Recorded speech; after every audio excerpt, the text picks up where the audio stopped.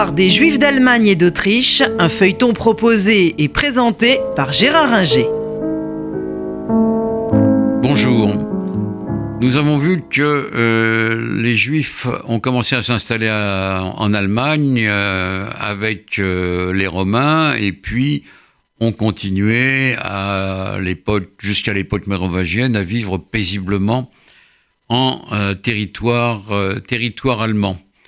Peu à peu, du reste, ces Juifs, à l'époque mérovingienne, traversent le Rhin et le Danube et s'installent dans toutes les villes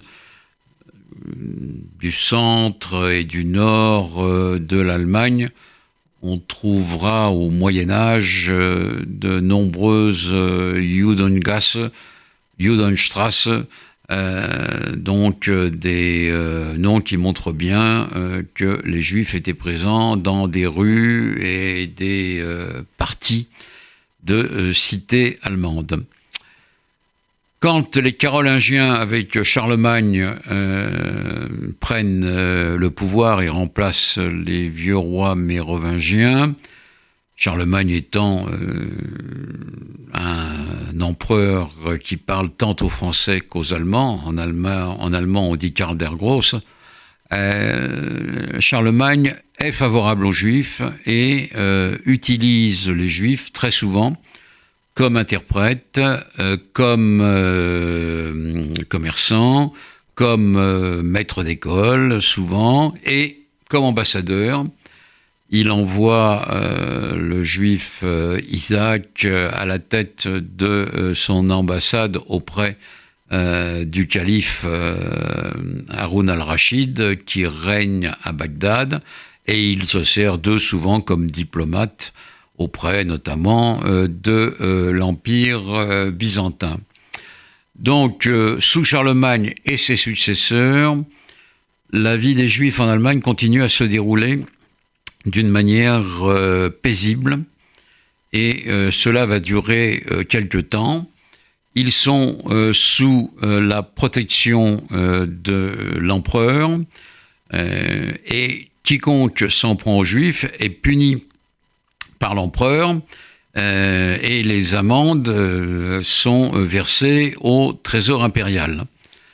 De la même façon, les évêques dans les grandes villes protègent les Juifs parce que ils sont conscients que les Juifs apportent par leur commerce de la richesse dans leur cité. On a parlé la dernière fois des villes de Worms, de Speyer et de Mayence, qui sont les grandes villes juives, mais on trouve maintenant des communautés importantes également à Francfort, à Munich. Et là, les évêques protègent toujours les Juifs parce que les Juifs sont des agents d'échange. Ils exportent d'Allemagne des armes, des fourrures, et ils importent des produits d'Orient, des épices, des vêtements, des métaux précieux, et contribuent largement à la richesse naissante de l'Allemagne du début du Moyen-Âge. Donc tout ça se passe bien, et on trouve une vie juive importante, y compris sur le plan intellectuel. Les Juifs parlent une langue courante qui est ce qu'on appelle du Niederdeutsch, c'est-à-dire du bas allemand,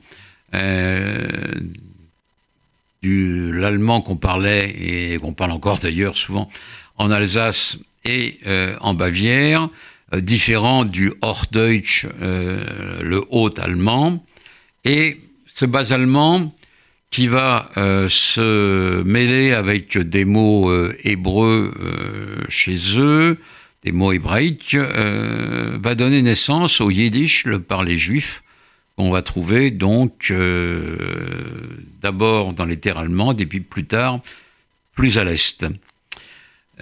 Je parlais de vie intellectuelle juive. Dès le 9e, 10e siècle, on trouve dans les villes dont je parlais, Worms, Speyer, Mayence, en hébreu avec l'acronyme Shum, Sch pour Speer, Waf pour Worms, et même pour Mayence, Chum, les 3 grandes villes de Rhénanie. Et bien dans ces villes, on va trouver des rabbins très savants qui vont commencer à commenter le Talmud et puis prendre des initiatives juridiques pour réguler la vie juive.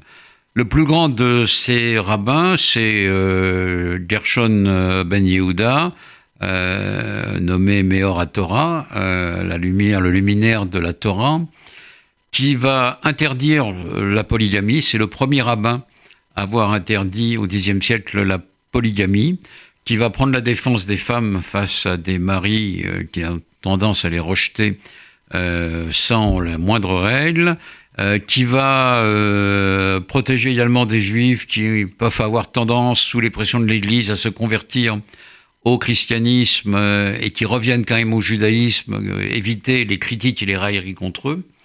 Et ce rabbin va servir de maître à beaucoup d'autres rabbins et à de nombreux juifs, dans la mesure où des juifs séfarades vont peu à peu suivre les règles de ce rabbin Ashkenaz, Ashkenaz voulant dire allemand en hébreu.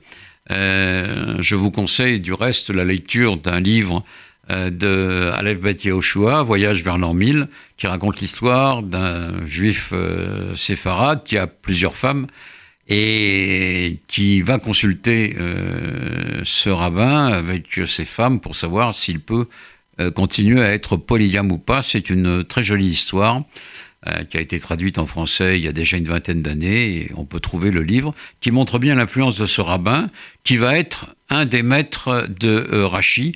Rashi va travailler avec lui, et c'est là où il va commencer à devenir le maître des tosafistes, des meilleurs commentateurs du Talmud. Donc une vie juive prospère, mais hélas, à partir de la fin du XIe siècle, le paysage va changer.